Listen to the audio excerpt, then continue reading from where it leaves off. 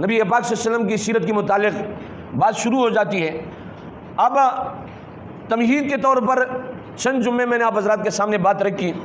ایک بات آپ یہ یاد رکھیں کہ نبی اکرم صلی اللہ علیہ وآلہ وسلم جس معاشرے میں تشریف لائے وہ معاشرہ کیسے تھا؟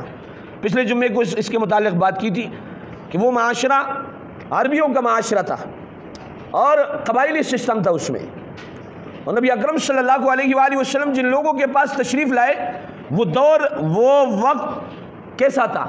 ہر ایک والد یہ چاہتا تھا میرا بیٹا شاعر بن جائے، شعر و شاعری کا دور تھا، اور ایک دوسرے کو شعر و شاعری میں جواب دیا کرتے تھے۔ سبع معلقات یہ ایک کلام ہے جن کو انہوں نے خانہ کعبہ میں لٹکایا ہوا تھا۔ اللہ رب العزت نے نبی اکرم صلی اللہ علیہ وسلم کو جو معجزہ عطا کیا قرآن کی شکل میں، پھر ان کو چیلنج کیا کہ اگر آپ یہ سمجھتے ہو کہ یہ اللہ کی طرف سے نازل شدہ کلام نہیں ہے فاتوا بسورۃ من مثلہ، اس جیسے ایک سورت لے کر آؤ، نہیں لا سکے۔